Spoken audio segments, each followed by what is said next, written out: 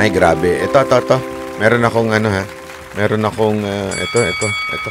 Halatang pamumulitika lang, yan ang reaksyon ni Senator Bongo sa akusasyong plunder ni dating Senator Antonio Trillanes laban sa kanya at kay dating Pangulong Rodrigo Duterte. Nako. Sinabi rin ni Go na handa siyang harapin si Trillanes sa korte. Si Troy Gomez magbabalita. Hayaan na taong bayan ang humusga kung sino nagtatrabaho para sa bayan at nagmamalasakit para sa kapwa Pilipino. Ito ang naging pahayag ni Senador Bongo sa panayam sa kanya tungkol sa mga akusasyon laban sa kanya at kay dating Pangulong Rodrigo Duterte. Nanindigan si Go na kapakanan ng mga Pilipino ang inuuna nila ni dating Pangulong Duterte at kailanman ay walang lugar para sa kanilang korupsyon. Linis konsensya namin ni dating Pangulong Duterte, hayaan na po natin ang korteng humusga, hayaan na po natin ang taong bayan ang humusga pagdating. Yan, tama yan. Git pa ni Go, kailanman ay hindi siya nakialam o nag-impluensya sa anumang transaksyon ng gobyerno. Sinabi ni Go na politically motivated ang mga maling akusasyon ni dating Senador Antonio Trillanes. Ipinunto niya na ngayong nalalapit na ang eleksyon ay nagiging tradisyon na pipinturahan siya at si Duterte ng itim para silang pumuti. Git ni Go na taong 2018 pa ang akusasyon at ni-recycle pa noong 2021 at ngayon napapasok na naman ang campaign period para sa 2025 na halalan ay nag-iingay na naman si Trillanes para mapag-usapan na naman ng publiko gamit ang rehashed issue na walang basihan kundi haka-haka lang. Alam mo, hindi naman po ako makapili kung sino yung kamag-anak ko. May mga negosyo mga yan. And I'm sure, siya rin, si Senator Trillanes noon. So, Nako, malaman yun. Malaman yung sinabi ni Senator Bongo. O, di ba? Malamang siya. Actually, sa totoo lang, ito, makinig kayo mabuti. Yun yung akusasyon sa kanya, di ba, ni Pangulong Duterte. Inakusahan siya na, at saka yung mismong instructor niya, dati, sa Navy, inakusahan siya na tila yung kanyang ama at ina, merong hanky-panky dyan sa Navy, di ba? May mga proyekto. Bakit hindi niya sinasagot yun? Kasi nagmamalinis pero kitang-kita naman natin yung mga ano na yun, di ba? At saka una, si Senator Bongo ba nag-impluwensya ba siya sa mga proyekto? Di ba? Yung nanay nga niya mismo ang nagdi-dealer sa Navy, which is sabi mas malapit yun. Tandaan ninyo, ano ba ang akusasyon? Ito. Unang akusasyon niya, plunder daw. Ang plunder, eto kasi hindi alam nung iba Madaling magsabi, plunder yan, plunder, ganyan, plunder. Hindi alam kasi nung iba kung ano ibig sabihin ng plunder Alam nyo ba, ang plunder, kailangan kumita ka ng mahigit 50 million para i-consider yan na plunder. Okay? Ang tanong dito, dapat illegal yung pagkuha. Kailangan mong mapatunayan na meron transaksyon na kumuha si Bongo ng 50 million para sabihin mong plunder yun. Wala naman ho siyang wala ho siyang bank deposit. Kasi kailangan yan yung mga yung may deposit sa'yo, na dineposit sa yung 50 million, o di kaya mga witness, di ba? Wala siya mga ipinapakitang mga dokumento para masabi mong si Senator Bongo ay may plunder. Wala So dapat yung mga proyekto na yon may link kay Senator Bongo. At ito pa sabi nga porket nanalo ba sa mga bidding yung half brother ni SBG, ibig bang sabihin nun may impluwensya na kaagad? Kasi tulad nga ng sinabi ko, di ba? Kung gagawin natin na lahat ng kamag-anak ng mga politiko ay bawal ng magnegosyo, ba'y unahin natin ang mga bilyar? Di ba? Sila bilyar. Bakit sila may negosyo? Hindi ganun yun. Di ba? Sigurado ko one way or another, meron niyang negosyo na pasok sa gobyerno, mga local government. Pero hindi mo naman pwede kaagad sabihin yun, corrupt na si Villar. Walang ganun. Kailangan patunayan mo na meron talagang koneksyon, merong pakinabang, merong kinita. Anong ebidensya ni Kaya nga sinasabi ni Senator Bongo dito, wag nang pansinin. Magdemanda siya. Sa husgado siya pumunta. Para mapatunayan na siya ay isang marites. Di ba? Kaya nga, paulit-ulit natin sinasabi. Tingnan natin to si Senator, yan, Trillanes. Hoy, psst, psst. Antonio pangalan mo, hindi marites. Ha? Antonio pangalan mo. Diba? Sabi nga nito, ni Lance A. Sir, unahin din po natin yung mga congressman na may mga kamag-anak na may kontraktor kuno na nananalo sa mga project. Alam mo, sino ang pinakamatinding may mga kontraktor? Diba? Napabalita yan. Sino? Diba yung yung chairman ng appropriation? Tama, mali. Diba? Siya may pinakamadaming construction. Diba? Bakit di nang unahin mo? Kasi hindi ka sisikat. Kasi hindi ka sisikat kung hindi si Duterte unahin mo. Tama, mali. Hindi naman talaga totoo doon, Trillanes. Kaya mo tinitira si Pangulong Duterte at saka si Senator Bongo kasi pag nandiyan na binabalita ka, alam mo naman.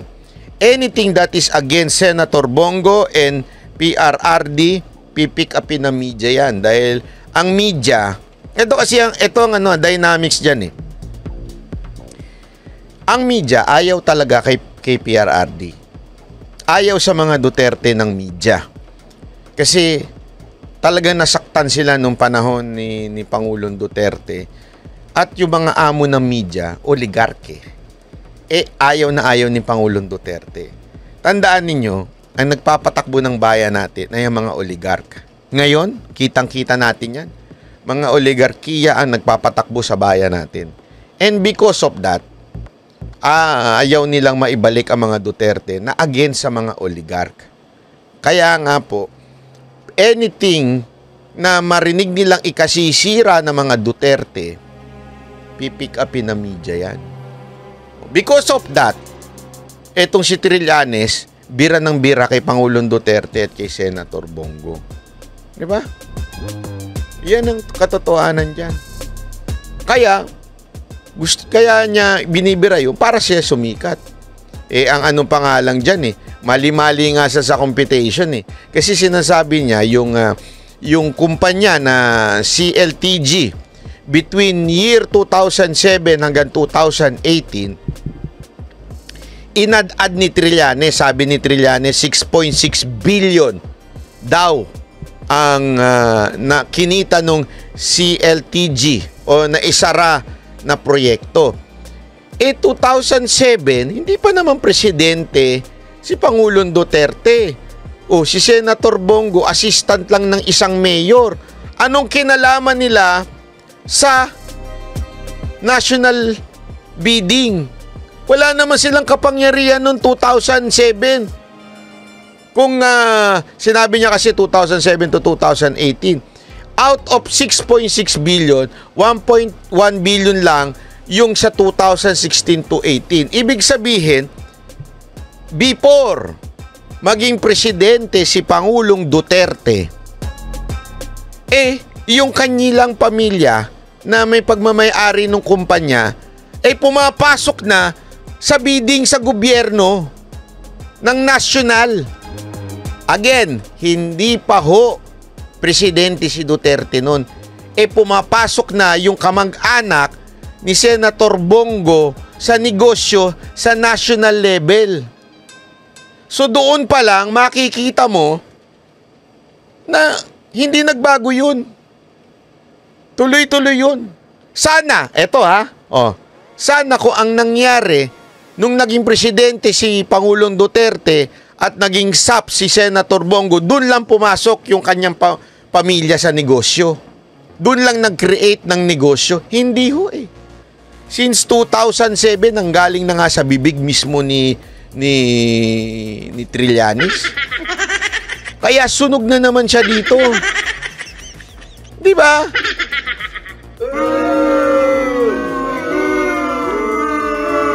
Sige nga ho, paano makikialam ang isang mayor at ang isang alalay ng mayor sa mga bidding sa national level to ha? Na bidding. Paano ka mangingialam? Hindi, kamag-anak ako nung alalay. Pupunta siya doon. Sasabihin niya, kamag-anak ako nung alalay nung mayor ng Davao. Kaya i-grant nyo sa akin yung mga proyekto na yan. Ganyan ewan ko. Ganyan yung tama ni Trillanes. Wala na sa hulog talaga mga hirit niya. Basta lang talaga makahirit. Diba? Kaya nga alam nyo ba, may tawag sa kanya? Si Pangulong Duterte. May tawag sa kanya. Mamaya, di-discuss natin yan. Ituloy muna natin ng Diyos na to dahil alam nyo ba, ito ang balita ko, kakasuhan yan. Kasi sinisira yung pangalan ni Senator Bongo. Kaya nga ako, Senator Bongo, kung ako sa inyo, kasuhan nyo yan. Dapat na talagang etong mamang to, mali na ginagawa. Lahat na lang ng kumontra sa kanya, lahat na lang ng bumatikos, kinakasuhan niya para tinatakot niya. Kasi remember this mga kababayan. Iyan ay kahit sundalong kanin yan, sundalo pa rin yan. Ang kanyang way of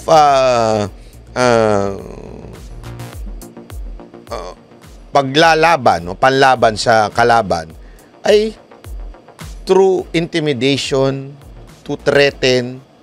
Kaya nga ang ginagawa niya, now, hindi siya nagtitreten physically ha. Ang ginagawa niyang pagtitreten ay pagdedemanda. Yan ang paulit-ulit niyang ginagawa. Pag ikaw kumontra ka, didemanda kita. Pag ikaw may sinabi ka sa akin, didemanda kita. Ganyan ho siya. Yan ang tinatawag na alam mong takot. Bakit? Takot sa batikos. Ini-intimidate niya yung mga bumabatikos sa kanya. Akala naman niya mai-intimidate. Uy, Trillanes. Ako pa ay intimidate mo? Ha? Pero ako, nagpapasalamat ako sa'yo. Dahil sa pagdemanda mo, inangat mo yung level ko. Mantangin mo, ang dinimanda mo, si Rocky, tsaka ako. Oh, di ka nag-iisip, di ba? Akala mo, babaloktot ako. Akala mo, tatahimik ako sa'yo. Oh, lalo pa kitang pagtitripan ngayon. Hindi, totoo. Lalo pa kitang babanatan. Alam mo, kung hindi mo ako dinimanda siguro, baka hindi na kita pinapansin. Kasi alam ko, nagpapasikat ka lang. O since gusto mo sumikat, ibibigay ko sa'yo. Itong kasikatan na gusto mo. O, aaraw-arawin kita. Lahat ng kapalpakan mo sa buhay, aaraw-arawin ko. Tandaan mo yan. Itaga mo yan sa bato. Sisiguraduhin ko hindi ka mananalo sa Caloocan. Dahil unang-una, ako nagre-research na ako dyan sa Caloocan. Wala ka nang ginawa dyan. Isinusuka ka ng tao dyan. Hindi, yun ang totoo. Isinusuka ka ng tao dyan kasi nagtataka yung mga tao dyan na taga-Caloocan pala si Trillanes. Pag tinanong yung mga tao dyan, kilala nyo ba si Trillanes na taga-Caloocan? Nalaman na lang nila ngayong nag-iingay ka. Alam mo kung paano nila nalaman? Ha? Ito, gusto nyo malaman? Gusto nyo? Hindi, sabihin nyo muna, oo, gusto namin malaman kung bakit paano nalaman ng taong bayan sa Caloocan na taga-Caloocan siya. Itaas nyo yung mga kamay ninyo at pati paan ninyo. Sige na, sabihin nyo, gusto namin malaman, paano ba nalaman ng mga taga-Caloocan na siya ay taga-Caloocan? Gusto nyo malaman? Ito, sasabihin ko sa inyo. Dito lang yan. Exclusive! Oh, eto. Dito nila nalaman. Diyan.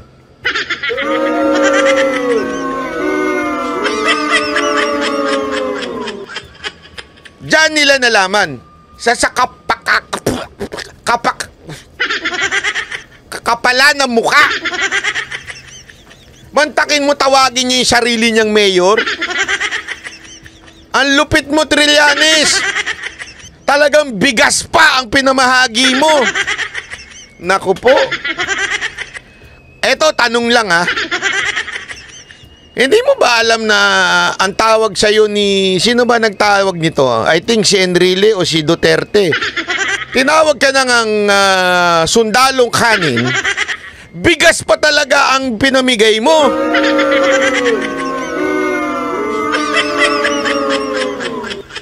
Tapos, isipin mo yan ha, bigas pa pinamigay mo. Ito pa ang pinakamatindi dyan. Ha? Saan galing yung bigas? Hindi, ako talaga nagtatanong ako sa'yo. Saan galing yung bigas na yan? As far as I know, the same tactic yan na ginagawa ni Romualdez na alam naman natin si Romualdez sa isa sa mga nanguna kuno doon sa pagsamsam ng mga smuggled rice kuno. Di ba? Tandaan ninyo ha, maraming nahuling smuggled rice, di ba? O smuggled na mga bigas. O, nahuli yun. Tapos biglang namimigay na si Romualdez ng bigas. Tapos pati ikaw namimigay ka na rin ng bigas?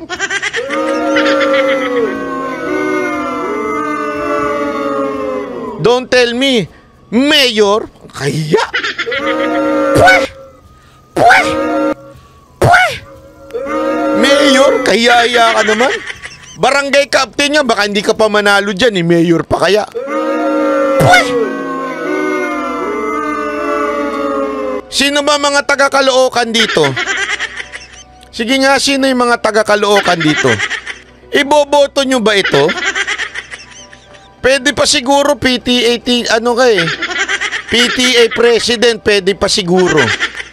Diba? Kasi since professor ka naman. Diba? Parents and teacher, association ka na lang maging presidente. Kaya hiya ka, ginagamit mo pa talaga yung bigas. Alam mo, duda talaga ako sa mga ganyan yung mga gumagamit ng bigas. Duda ako dyan Saan galing yung mga bigas na yan? Oh, pareho kayo ni Romualdez bigas din.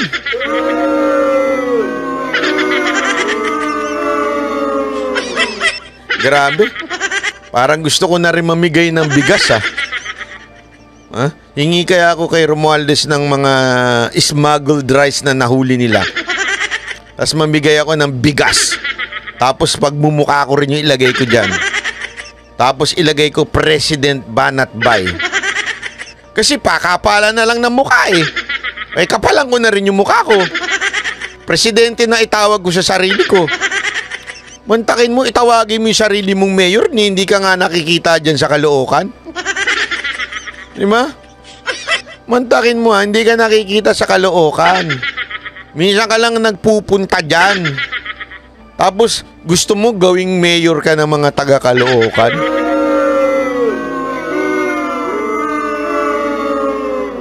Kaya alam mo, Senator Bongo, maganda siguro tuluyan yun ng demanda ito si Trillanes. Alam mo, Senator Bongo, wala na kasing sa totoo lang, walang pumapansin dito talaga kay kay Trillanes kasi alam naman ng iba marites yan, alam naman ng iba nag-iimbento lang yan. 'Di ba? Alam naman ng iba yan Oh. Kaya nga dapat diyan hindi na pinapatulan. Kaya lang sobra na yung ginagawa niya May hangganan ika nga. Hindi pa pwedeng ganun-ganun na lang. May hangganan yan Kaya it's time na dapat talagang kasuhan nato. Tante, nakialam ba ako? Nakialam ba kami ni Pangulong Duterte? Hindi. Samantala, binigyang diin naman ni Go ang kanyang karapatang magsagawa ng mga legal na aksyon para ipagtanggol ang kanyang karangalan, pangalan at reputasyon. I also reserve the right to pursue legal actions in order to defend my honor, my name. Yan, palakpakan. Para sa Diyos at sa Pilipinas, mahal. Troy Gomez nag-uulat. Oh, ayan. So, ayan na nga ang sinabi ni Senator Bongo. He has to defend his name. So, Trillanes, ano ka na, it's bilang na oras mo na ikaw ay mahatulan ng isang malupit na demanda rin, di ba? Dapat talaga. Kasi ano ka na panggulo ka na sa bayan Hindi ko nga alam kung meron, ano kayang kasong ikakaso dito kay Trillanes. Kasi hindi sapat yung libel Hindi sapat. Kulang yung libel. Meron bang batas na anti-salot law?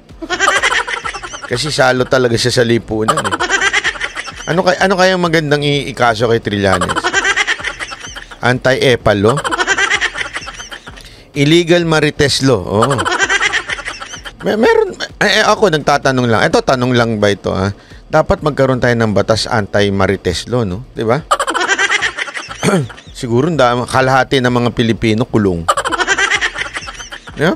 Isipin mo yun anti-marites law. Anything na minarites mo, ikukulong ka.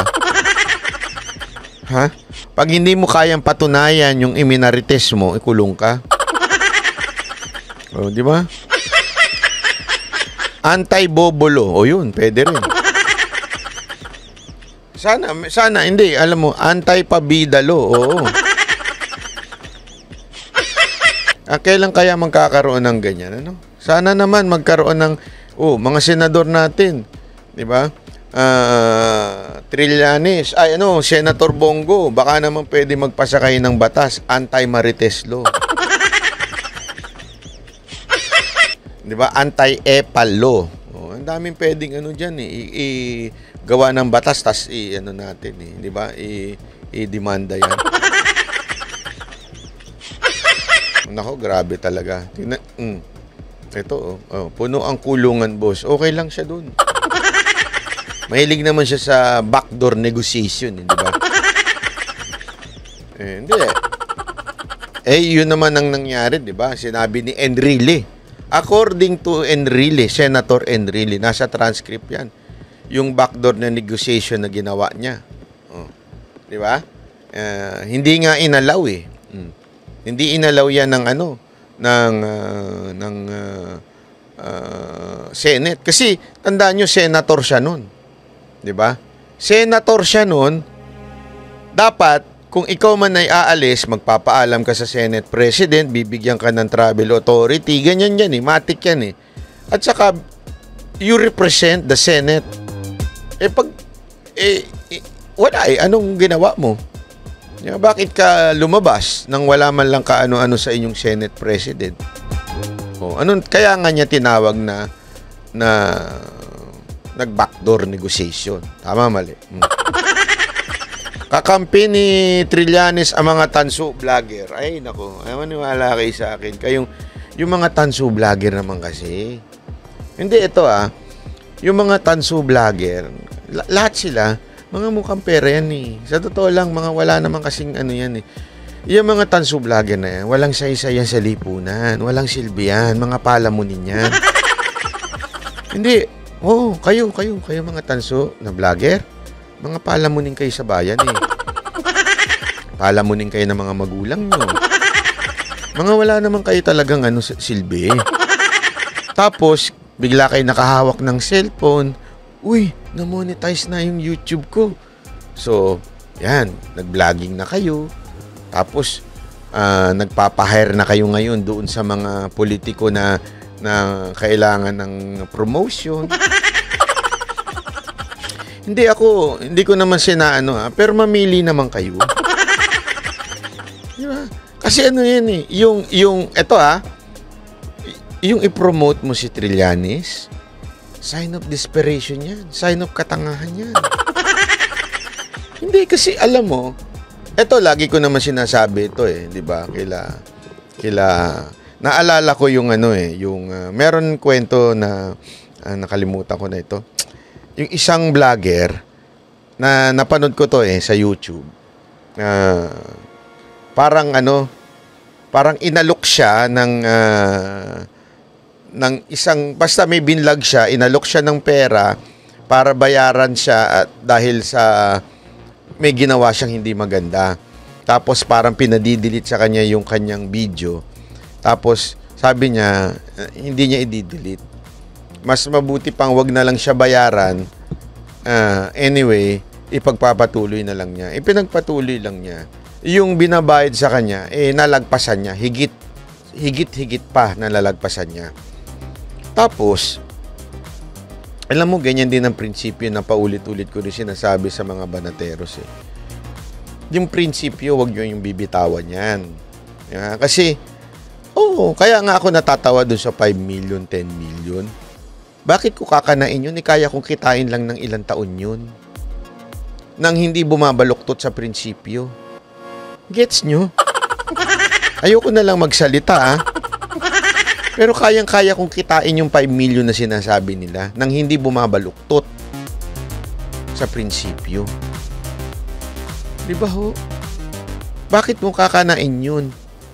Kaya nga katangahan yun Sa bagay, kung katulad ka ng mga tanso, ng mga patay gutom, ng mga palamunin sa lipunan, makakita ka lang ng 100,000, malulula ka na.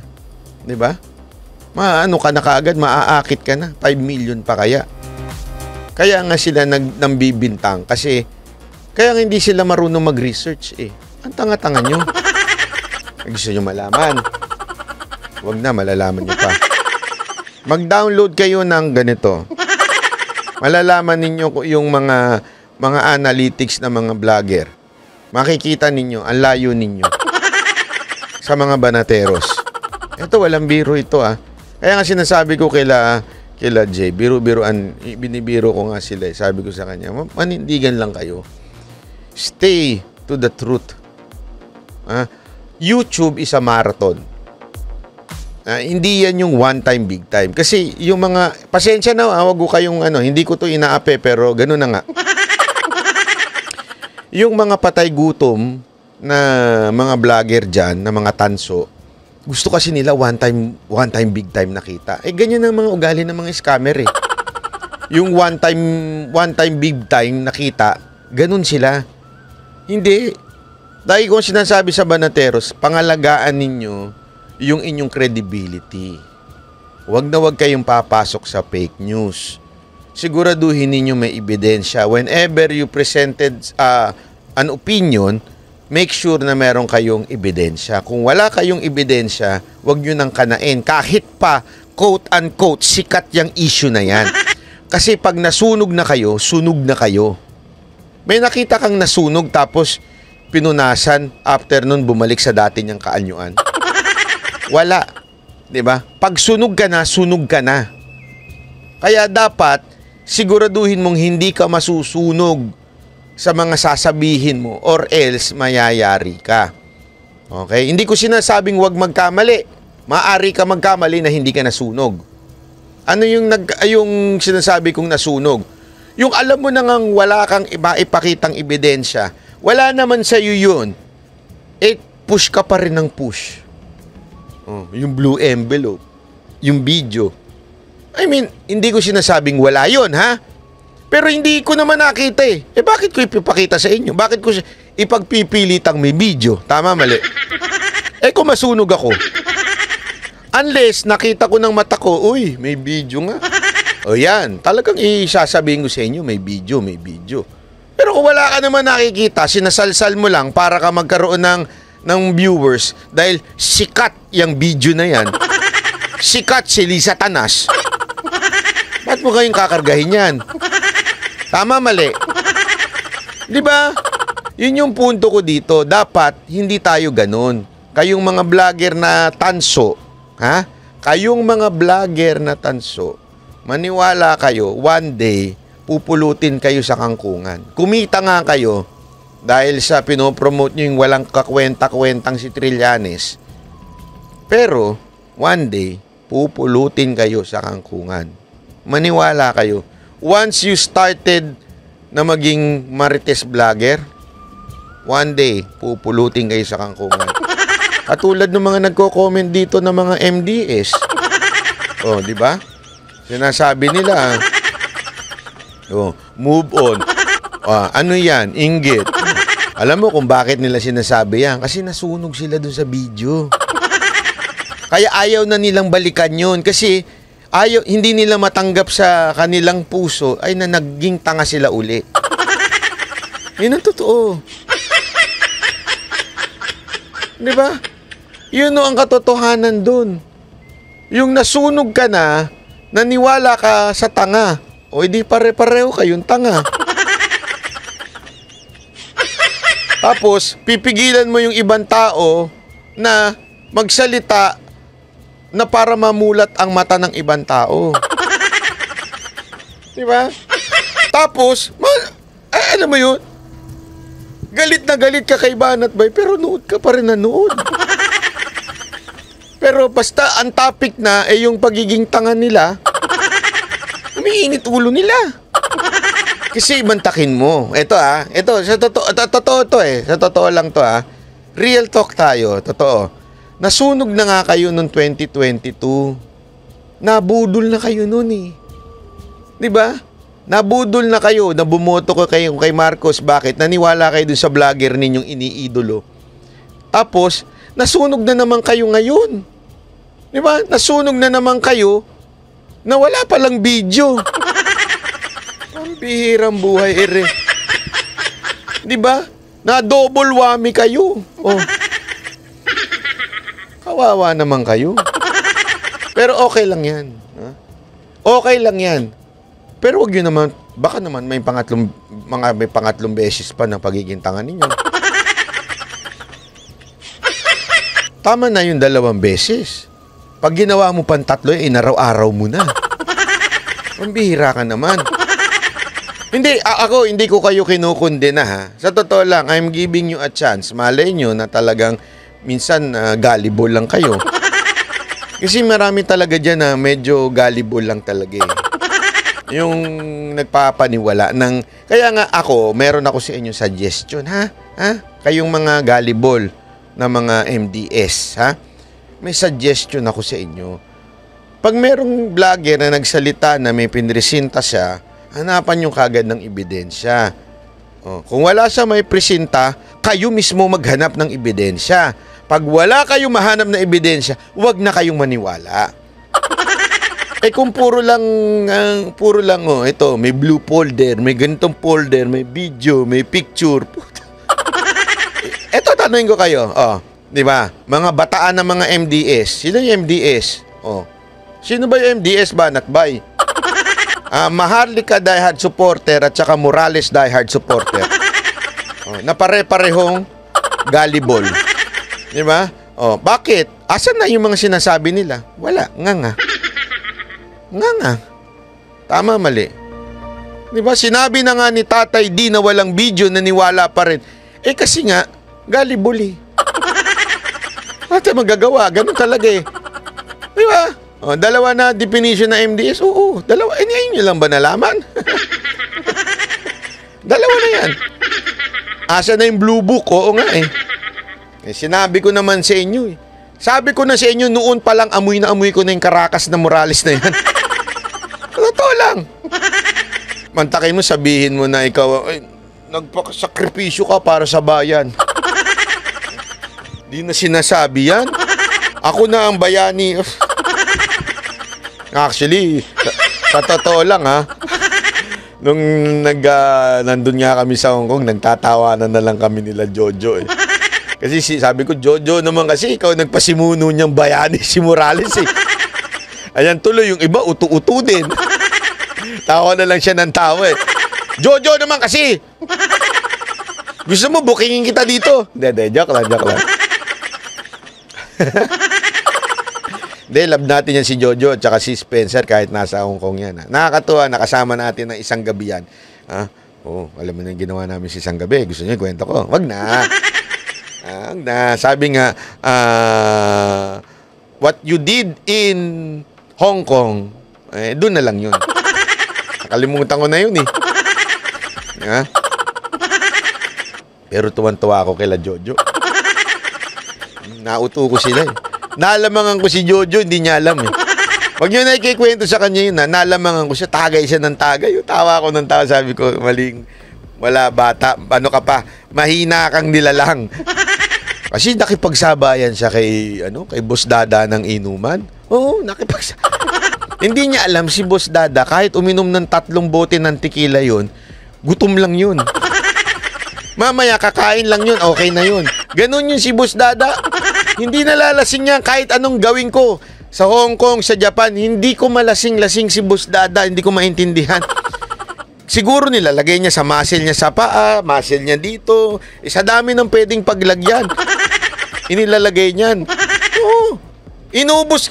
Alam mo kung magkano ayoko na sabihin kung magkano ginastos ko dun eh. Kasi talagang order ako. Sabi nga nung waiter sa akin, Pinoy kasi, sabi, "Sir, bakit di na lang kayo bumili ng bote? Sa dami nyong na-order, lagpas 2 bote na yung napatagay nyo." Kasi kahit yung mga nasa kapitbahay, pinatatagay ko eh.